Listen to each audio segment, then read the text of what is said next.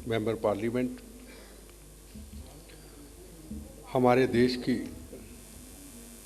हमारी भारत माता की एक मजबूत और एक शक्तिशाली ताकत इस देश को एक नई सोच, नई दिशा, देश की तरक्की, उसको मजबूत करने के लिए जो सबसे बड़ी ताकत है वो आप हैं, वो सामने बैठे हैं। मैं सब आपका बहुत शुक्रिया अदा करता हूं, क्योंकि इस देश की स्टूडेंट की एक नई जिंदगी, कि स्टूडेंट जो है वो आगे जाके अपने भारत माता की आज़ादी की रक्षा कैसे करेगा, कल्पना चावला की तरह इस दुनिया के अंदर इस भारत माता का नाम कैसे ऊंचा करेगा, ये सब कुछ आपके हाथों में है और आपसे ही इस चीज़ की शुरुआत होती है। हम राजनीतिक लोग तो रैलीज करते, फंक्शन करते, चले जाते, पर देखा जाए आज पूरे भारत की जिम्मेदारी आपके ऊपर है। और आने वाला जो वक्त दिखाई दे रहा है, मैं कोई पॉलिटिकल बात नहीं करना चाहता हूं, विचारधारा आज़ाद है, सच कहने की हिम्मत रखता हूं। आने वाला जो आपका वक्त है, 2 महीने 3 महीने के बाद, ऐसा एक वक्त हमें दिखाई दे रहा है जिसमें आपको एक कितनी शक्ति, एक ताकत मिलने वाली है, जो अपने स्टूडेंट को और इतना आप मजबूत करेंगे, खुद इतने मजबूत होंगे। और मुझे लगता है 2 साल के बाद इस भारत का एक नक्शा और होगा। आपकी यूनिवर्सिटी, आपके कॉलेज, उसका इतिहास एक अलग होगा। पिछला वक्त आपका कैसे निकला वो भी हम अच्छी तरह जानते हैं, अगला वक्त आपका कैसा होगा वो भी हम अच्छी तरह जानते हैं। जितनी देर तक आपको सरकारों की तरफ से, गवर्नमेंट की तरफ से, पॉलिटिकल पार्टियों की तरफ से आपके काम की सराहना, आपके काम की मजबूती की देखना, उनकी तरफ से ताकत, शक्ति मिलनी, वो नहीं मिलेगी तो आप कभी आगे नहीं बढ़ सकते और स्टूडेंट को भी कभी आगे नहीं बढ़ा सकते। मैं ज़्यादा यूनिवर्सिटी, कॉलेज में बहुत जाने का मौका मिलता है। स्टूडेंट के अंदर उत्साह जब देखते हैं, आगे भी हम बड़े फंक्शन ऑर्गेनाइज करते थे, लाखों की रैलियां करते थे, बहुत उसमें स्टूडेंट तो कम आते थे, पब्लिक बहुत आती थी, पर हमने अपने आप को अब बदल के स्टूडेंट की तरफ हम चले गए। क्यों चले गए? इसलिए चले गए कि स्टूडेंट जो एक बार प्रण कर लेगा कि मैंने अपने देश का नाम किस तरीके से ऊंचा करना है, उसको कैसे मजबूत करना है। शिक्षा सिर्फ स्टूडेंट अपने लिए नहीं, अपने माता पिता के लिए नहीं, उसको ये बताना है कि उनसे भी ज़्यादा जो तुम्हारा मकसद है, को ऐसा काम करना, ऐसी एक ताकत बनना जिसमें कल्पना चावला की तरह, अब्दुल कलाम की तरह तू भी दुनिया के अंदर एक अपना नाम भारत का रोशन करे। माता पिता और यूनिवर्सिटी, कॉलेज से जहां तू शिक्षा ली है वो तुम ऊंचा करना। आपके ऊपर बहुत बड़ी अभी जिम्मेदारियां हैं, आपकी अभी जिम्मेदारी शुरुआत हुई है। हम कभी कभी सोचते थे, जब बातें कहीं सुनते थे कि यहाँ पे दिल्ली के अंदर किस तरीके से आपको कहाँ कहाँ, कभी किसी के पास, कभी किसी पॉलिटिशियन के पास जाना पड़ता था। हमारे पास बड़े हमारे दोस्त हैं जिनके यूनिवर्सिटी, कॉलेज हैं, हमसे चर्चा करते थे। हमें भी पीड़ा होती थी, हमें भी दुख होता था कि हमें अपने एजुकेशन सेंटर को इतना मजबूत करना चाहिए कि उसको दिल्ली आने की ज़रूरत ना पड़े। हमारा सिस्टम इतना मजबूत दिल्ली से हो कि हम वहाँ जाके उसको क्या मुश्किलात है उसको दूर करें और हम उसको क्या और दे सकते हैं, उसके अंदर कितनी ताकत दे सकते हैं, उसके लिए हमें कुछ करने की ज़रूरत है।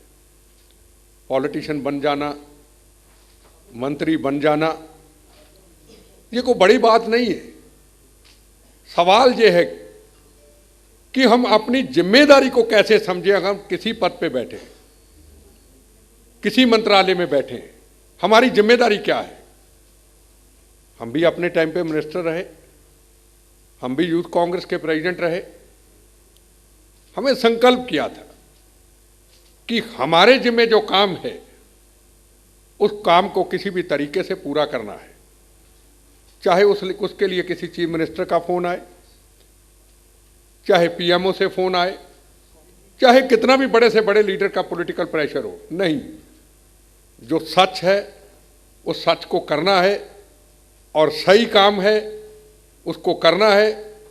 गलत है तो आंखों को यहां रख लेना है, कोई नाराज होता हो जाए। हमने उसका संकल्प किया और आपने देखा होगा पंजाब के अंदर कितना आतंकवाद था। रोज बहनों के सुहाग उजड़ते थे, रोज बच्चे यतीम होते थे, हर तरफ गोलियों और बम्बों की आवाजें सुनाई देती थी। हम उस वक्त मौत का कफन बांध के निकले थे, कोई मंत्री बनने के लिए नहीं, कोई चीफ मिनिस्टर बनने के लिए नहीं। वो शहीद आजम भगत सिंह जो एक स्टूडेंट थे, चंद्रशेखर आजाद एक स्टूडेंट थे, उनका एक सपना था कि हम फांसी के फंदे को तो चूम के चले जाएं, पर आने वाली जनरेशन के लिए इस भारत को आज़ाद छोड़ के जाएं। उन्होंने फांसी के फंदों को चूमा 23 साल की उम्र में। उनका यह सपना नहीं था कि जब देश आज़ाद होगा हम प्राइम मिनिस्टर बनेंगे, हम चीफ मिनिस्टर बनेंगे, हम राष्ट्रपति बनेंगे। उनका एक सपना था स्टूडेंट का कि हम भारत माता को अंग्रेज़ों की जंजीरों से आज़ाद करा के जाएंगे। और उन्हीं की सोच पे पहरा देते हुए हमने वो लड़ाई लड़ी। अगर पंजाब के अंदर हम सब मिल करके कांग्रेस, बीजेपी, सीपीएम, सीपीआई और पॉलिटिकल पार्टियां, अगर हम मौत का कफन ना बांधते तो आज पंजाब शायद खालिस्तान बन जाता, पंजाब का हिस्सा इस देश से ना रहता और धीरे धीरे धीरे धीरे इस देश के टुकड़े हो जाते। हमने संकल्प लिया, जान जाए तो जाए पर इस वतन को आंच ना आए। हमने बार बार बम खाए, गोलियां खाई, कोई हमने देश पे एहसान नहीं किया, अपने कर्तव्य को पूरा किया और आज वो अमन शांति मिला।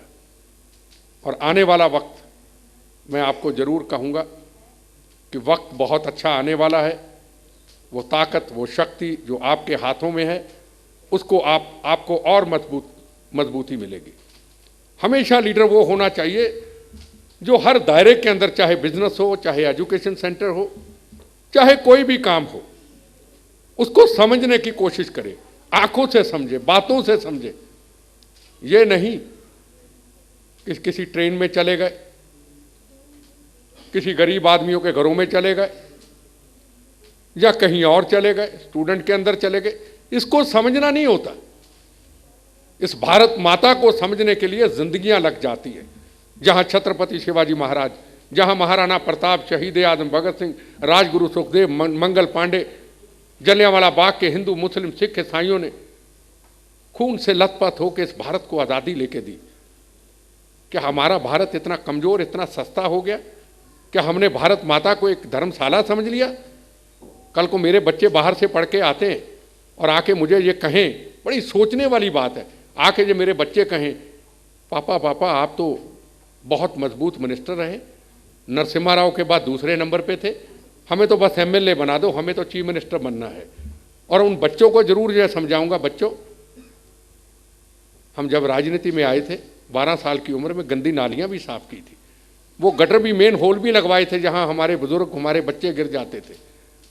और वो दीवारों के अंदर जब लिखा होता था खालिस्तान जिंदाबाद, सब इस पंजाब को छोड़ के चले जाओ जो खालिस्तान के खिलाफ है, तो उन दीवारों पे काले और नीले रंग के डब्बे से लिखा करते थे, भारत माँ के 4 सिपाही, हिंदू, मुस्लिम, सिख, ईसाई, भारत एक, धर्म अनेक, राष्ट्र सेवा से बड़ा कोई धर्म नहीं। गोलियां चलती थी, बम चलते थे, और जब गोलियां बम चलते थे तो हम भगत सिंह जी के नाम को याद करते हुए कहा करते थे, सरफरोशी की तमन्ना अब हमारे दिल में है, देखना है जोर कितना बाजू है कातिल में है। बम गोलियां खाते खाते जो हमारे शहीद हो जाते थे जवान, हमारे भाई बहन शहीद हो जाते थे, जब बच्चों से निकाल करके एक लाइन में खड़ा करके गोलियों से मार दिया जाता था, जख्मी कर दिया जाता था, तो हजारों लड़के खूनदान के लिए तैयार होते थे। तो बच्चों को मैं यही कहता था कि ये एक भारत धर्मशाला नहीं है। मैं कई बार बड़े बड़े चैनल वालों के ऊपर भी बड़ा हैरान होता हूं, सोचे समझे कई बार ऐसी न्यूज़ दिखा देते हैं किसी को प्राइम मिनिस्टर का कैंडिडेट बना देते हैं, किसी को कुछ बना देते हैं। अरे सोचो तो सही, ये भारत की असलियत क्या है, ये भारत बना कैसे है, ये भारत के अंदर कितनी कुर्बानियां, कितना खून बहा है, कोई समझने को उसको तैयार नहीं। बंद कमरे में बैठ के सीखना, बंद कमरे में बैठ के पढ़ना, इससे भारत माता चलने वाली नहीं है। जमीन पे लोगों में, स्टूडेंट के, आपकी प्रॉब्लम क्या है, आपकी प्रॉब्लम को आपके चेहरे से समझना पड़ेगा, आपकी बातों से समझना पड़ेगा और फिर उसको पूरा करना पड़ेगा। ये मुल्क आज़ाद हो चुका है, ये मुल्क लोकतंत्र है। बड़े साल फिर राजनीति का गुलाम रहा ये देश, राजनीति गुलामी, पॉलिटिकल टेररिज्म, इससे हमें आज़ादी लेनी है। हर आदमी, हर व्यक्ति अपने आप को आज़ाद समझे, मैं स्वतंत्र हूं, मैं आज़ाद हूं, मैं राजनीति का गुलाम नहीं हूं। एक तो वो गुलामी थी अंग्रेज़ों की, एक ये गुलामी, राजनीति गुलामी। हम उस राजनीति में इतने सालों से हैं, हमने राजनीति को देखा है, उस आज़ादी को आपने लाना है, क्योंकि आपके हाथों में इतनी बड़ी ताकत है, आपके हाथों में इतनी बड़ी शक्ति है। उसी से जिंदगी की शुरुआत होगी, उसी से भारत माता की एक आज़ादी की रक्षा की शुरुआत होगी। आपने देखा होगा अन्ना जी का आंदोलन कितना बड़ा आंदोलन था। किसका आंदोलन था? आपका आंदोलन था, हमारा आंदोलन था, इनका आंदोलन था। चाहे हमारी पॉलिटिकल पार्टी के विचार अलग अलग हो सकते हैं, पर अगर हम भारत माता के साथ प्यार करते हैं तो हमारी पार्टी बाद में है, सबसे पहले देश है। चाहे उस आंदोलन में हम शामिल ना हुए हों, पर घर में बैठे उस आंदोलन में आप भी साथ थे, आपके स्टूडेंट भी साथ थे, हम भी साथ थे। कहाँ आंदोलन चला गया? विचारधारा से दूर हो गया। जब शहीद आजम भगत सिंह, राजगुरु सुखदेव, मंगल पांडे जब फांसी के फंदे को चूमने के लिए जाते थे, जहां लाला लाजपत राय अंग्रेजों की लाठियां खाते हुए शहीद होते थे, जब जलियांवाला बाग के अंदर हिंदू, मुस्लिम, सिख, ईसाई जनरल डायर की गोलियां खाते थे, तो घर से कह के निकलते थे माँ को, माँ गोली सीने पे खाएंगे, भारत माता को आज़ाद कराएंगे। और जब गोली सीने पे लगती थी, जब फांसी के रस्से को चूमते थे, कहते थे वंदे मातरम, वंदे मातरम, वंदे मातरम, शहीद हो जाते थे। आज का आंदोलन क्या है? आंदोलन पहले हम कह देते हम तो कुर्बानी देंगे, देश के करप्शन को समाप्त कर देंगे, देश के अंदर एक नई आज़ादी लेके आएंगे। हम भी साथ हैं, बिल्कुल ठीक है, देश के अंदर एक नया इतिहास, नई आज़ादी आप सबको मिलने वाली है, स्टूडेंट को नया जोश मिलने वाला है। आखिर में जब भूख लगती है, जब मौत सामने नजर आती है, जूस आता है, जैसे जैसे जूस पास आता है, कहते वंदे मातरम, वंदे मातरम, आपसे धोखा करके जूस पी के समाप्त हो जाते हैं, आंदोलन समाप्त हो जाता है। तो मैं आपको कहना चाहता हूं, वो आंदोलन स्टूडेंट का आंदोलन था, वो आपका आंदोलन था। आपने भी किसी स्टूडेंट को उस आंदोलन पे जाने के लिए रोका नहीं, क्योंकि वो देश की लड़ाई थी, देश को नई आज़ादी मिलने वाली थी। यहाँ मिस्टर तायल हैं मेरे दोस्त, यहाँ पूना से मेरे दोस्त बैठे हुए हैं, इनके यूनिवर्सिटी कॉलेजों में हर साल मैं जाता हूँ। क्या देशभक्ति की भावना पैदा करते स्टूडेंट के अंदर। जब भी इनके कॉलेज यूनिवर्सिटियों में जाता हूँ, हमारी आंखों में आंसू आ जाते हैं और देखते हैं वो राजनीति सच नहीं, जो हमने किया वो सच नहीं, सच आपके पास है। जो शक्ति आपके पास मिलती है वो हमें राजनीति में नहीं मिलती। तो मैं इन्हीं शब्दों के साथ आपका शुक्रिया अदा करूंगा और मैं जरूर हाथ जोड़ के आपको निवेदन करूंगा कि आपके ऊपर बहुत बड़ी जिम्मेदारी है। उस जिम्मेदारी को एक व्यक्ति नहीं निभा पाएगा, आपको और अपने स्टूडेंट को। एक नया आंदोलन जो आने वाला है, देश को नई आज़ादी मिलने वाली है, ये देश राजनीति गुलामी से निकलने वाला है, ये देश आपकी यूनिवर्सिटी, आपके एजुकेशन सेंटर को जो मजबूत करने वाला है।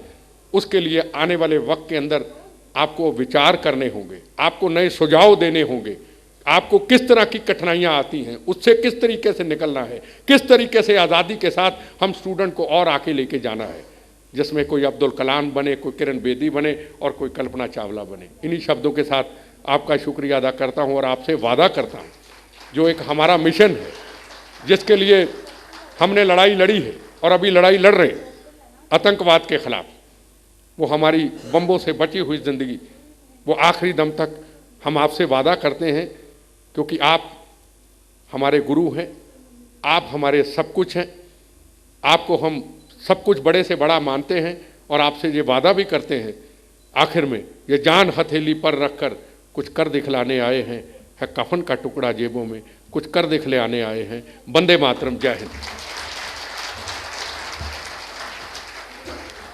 We thank Mr. Bitta for his very emotional and in fact very motivational speech, and he rightly said the significance and today the importance of education is to raise students who can be in fact leaders, and they have to contribute a lot towards nation building. And all of you who are actually working with the students, who are sowing these seeds of knowledge in them, it becomes in fact now all the more your responsibility to sow the right kind of seeds, the right opinion, the right cultures of excellence you can produce in them, so that they can produce and bring about a nation of which we can be proud of. Education has a very important role to play to take us out of these very shackles of societal deterioration which is happening today. So we thank Mr. Bitta for his views and for his opinion. And now I would like to request Mr. Chaurasia to kindly share a few words with us.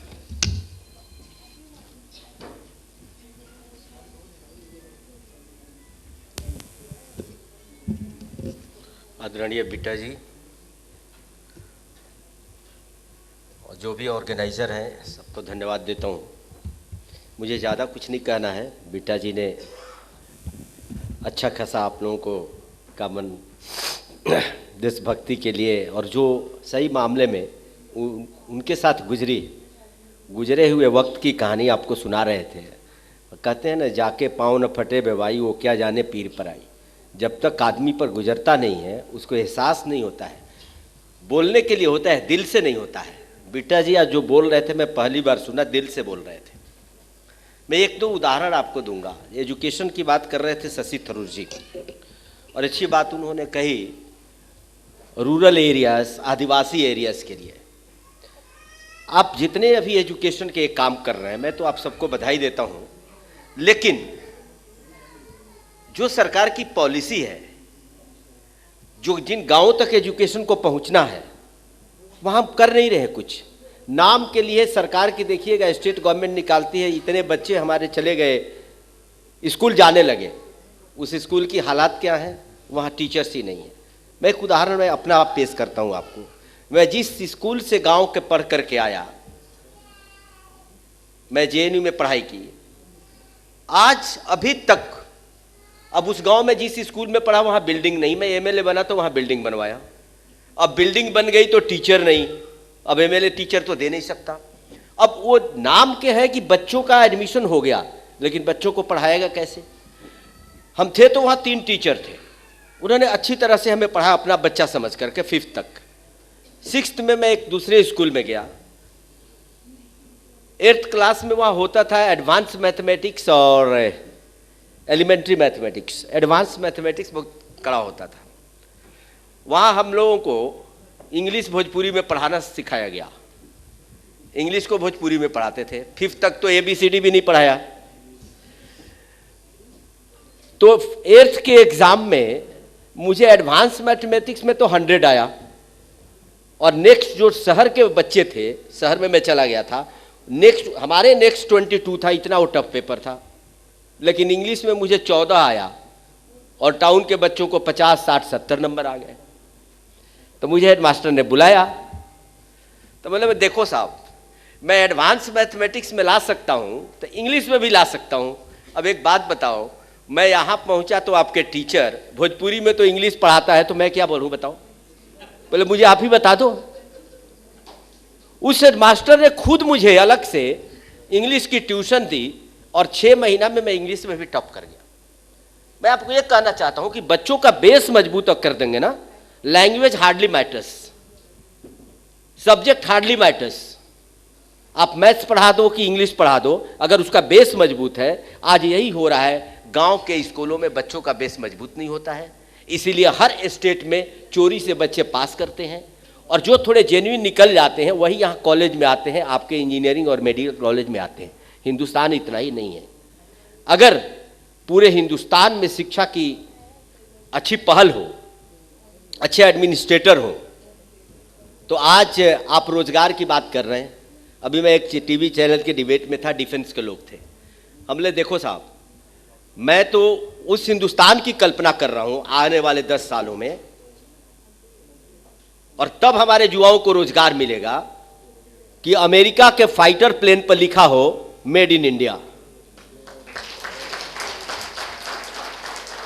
US के पनडुब्बी पर लिखा हो made in India, China में बिकने वाले mobile पर लिखा हो मेड इन इंडिया, और इटली के बिकने वाले जूते चप्पल पर लिखा हो मेड इन इंडिया, तब हिंदुस्तान में रोजगार मिलेगी, हिंदुस्तान को मैं विकसित मानूंगा।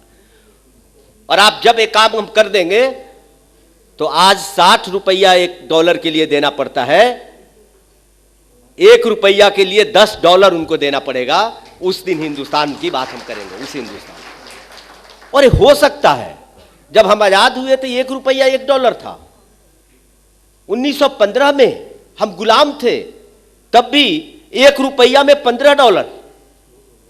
47 तक $1 $1। आखिर हमारी गलत नीतियों का परिणाम नहीं है क्या कि आज 62 कोई रूपरेखा ही नहीं है? तो इसलिए जो बीटा जी ने जिस तरफ संकेत किया, मैं भी कहता हूं कि आगे आने वाले दिनों में हिंदुस्तान में किसी चीज की कमी नहीं है। हमारे ही कल्पना चावला की बात कर रहे थे, वो तो खैर हायर लेवल, आप नाम सुन लिए। मैं जब पढ़ता था साइंस कॉलेज पटना में, तो आईआईटी में मेरे दोस्त चले गए, हम लोग तो छोड़ करके इंजीनियरिंग, कुछ राजनीति में आने की फितरत थी तो चले आए इधर। हमारे यहाँ जितने बच्चे आईआईटी में गए, आपको बता दूं, हमारे क्लास के हम 120 लोग थे, जिसमें 50 आईआईटीज में गए। शायद ही कोई हिंदुस्तान में है, कोई अमेरिका, कोई जर्मनी, कोई सारे इंजीनियर्स। वो किसके लिए काम कर रहे हैं? वो उनके लिए काम कर रहे हैं। उस मिसाइल में उनका भी योगदान है, वहां बनने वाले मिग में उनका भी योगदान है, वहां बनने वाले आर्म्स एम्युनिशन में उन्हीं का योगदान है। तो अगर उनको अपॉर्चुनिटी हम यहां दे दें तो आराम से काम हो सकता है। इसीलिए मैं मानता हूं कि हम सभी को मिल करके आज जो वोटिंग हो रहा है, जिस तरह ऑस्ट्रेलिया देश के 6-7 देशों में ही, दुनिया के 6-7 देशों में 100% वोटिंग होता है, अभी हिंदुस्तान में संभव नहीं है, लेकिन फिर भी मैं तो धन्यवाद देता हूं यहाँ के वोटर्स को कि जो हाँ 30-40% वोटिंग होती थी, आज वो 80, 60, 70, 90% तक जा रही है। और मैं उम्मीद करता हूं कि अगले चुनाव तक ये 90 पार कर जाए, 100% तक जाए, ताकि हर हिंदुस्तानी अपने वोट की कीमत समझे। लेकिन वो समझेगा तभी जब उसके पास एजुकेशन पहुंचेगा उन गांवों तक, उन आदिवासी इलाकों तक। थरूर जी ने एक बात सही बोला, ये बच्चे जो कुछ नहीं कर पाते, कुछ उनको दिखता नहीं, तो क्या करेंगे? वो प्रॉब्लम बन जाएंगे। ये आतंकवाद शुरू कैसे हुआ, उग्रवाद शुरू कैसे हुआ? आप देख लो, जहां पे अच्छी सुविधाएं वहां तो कहीं उग्रवाद नहीं दिखता आपको। कहीं ना कहीं वो वंचित समाज है, उनको लगता है कि हमें समाज से दूर किया गया, हमें लूटा गया, हमें जो मिलना चाहिए था सरकार से नहीं मिला, तो रिवॉल्यूशन की तरह चले गए। एक तरह का वो भी रेवोल्यूशन है। उन सबको ठीक करके मेन स्ट्रीम में लाना पड़ेगा, क्योंकि हमारे देश के ही बच्चे हैं वो भी, और सख्ती से निपटना भी पड़ेगा। सरकार तो देखो ऐसी चाहिए, हम पाकिस्तान सर काट के ले जाता है, हम कहते हैं हाँ हम आगे बर्दाश्त नहीं करेंगे, फिर 3 को मार देता है, आगे बर्दाश्त नहीं करेंगे।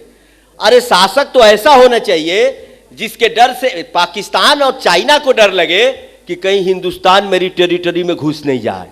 शासक तो ऐसा होना चाहिए। वो घुस जाता है और हम कहते हैं अगली बार हम नहीं घुसने देंगे। अरे इसका मतलब आपका डर नहीं है। डर उसको होना चाहिए था, इतना बड़ा मुल्क। अब अगले 3-4 सालों में तो हम चाइना को भी पार कर देंगे, ऑलमोस्ट कर चुके हैं। चाइना की 130 है, हमारी 127 पहुंच गई, तो 2-3 साल का ही इंतजार है।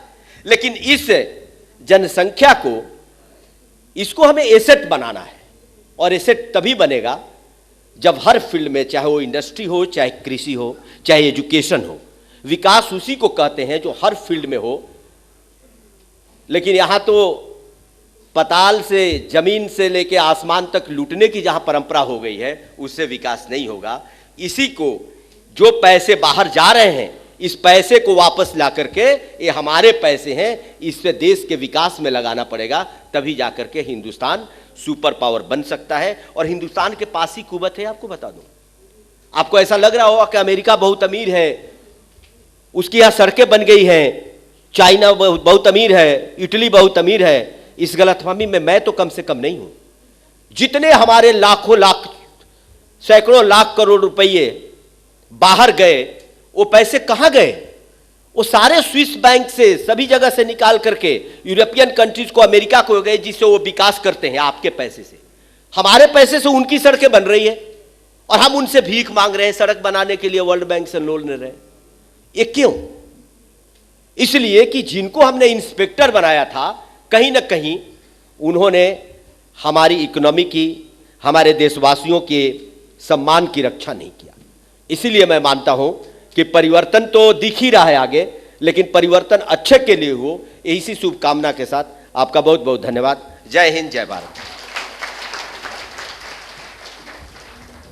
Thanking Mr. Chaurasia for his very thoughtful expressions, and then, yes, education definitely has that power to empower people and to make us aware of what is right and what is wrong.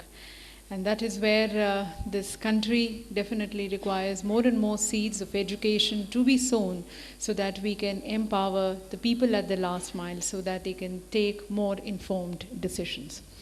Thanking once again to both our esteemed speakers, and I would like to request and invite Mr. Ashish Mishra, the Director of CGMID, to kindly present a shawl felicitating Mr. Bitter.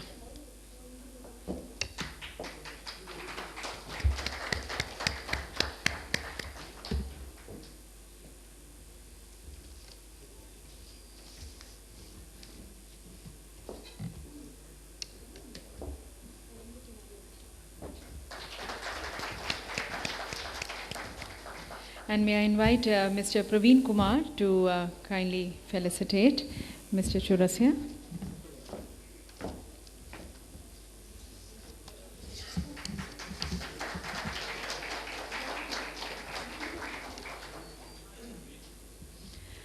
Thank you.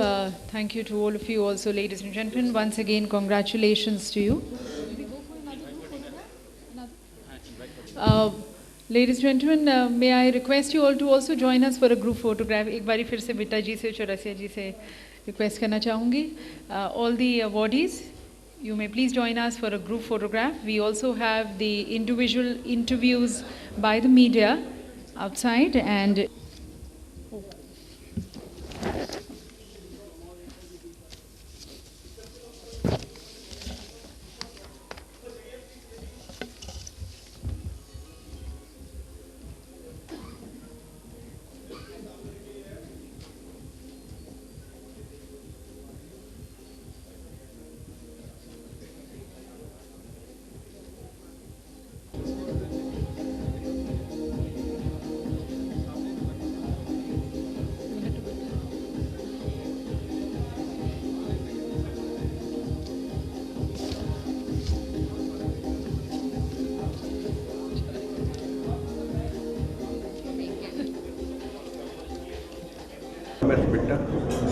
Sir कुछ कहना चाहेंगे आप इस award ceremony के बारे में? सबसे पहले तो मैं आज तक का बहुत शुक्रगुजार हूँ जिन्होंने आज पूरे देश से एजुकेशन सेंटर, यूनिवर्सिटी, कॉलेज से जिन्होंने इतनी मेहनत के साथ एक स्टूडेंट को एक मजबूत और देश की मजबूती के लिए उनको खड़ा करने का, तैयार करने का एक कार्यक्रम बनाया और आज एक अवार्ड फंक्शन हुआ जिन्होंने स्टूडेंट को एक अच्छी शिक्षा दी, एक अच्छी एजुकेशन दी और उसके लिए आज जो हम आए हैं तो मैं यही कहना चाहूँगा कि हमारा यूनिवर्सिटी, कॉलेज, स्टूडेंट ही हमारे देश का आज फ्यूचर है जो हमारे देश की एक मजबूती और देशी आज़ादी की रक्षा कर सकता है।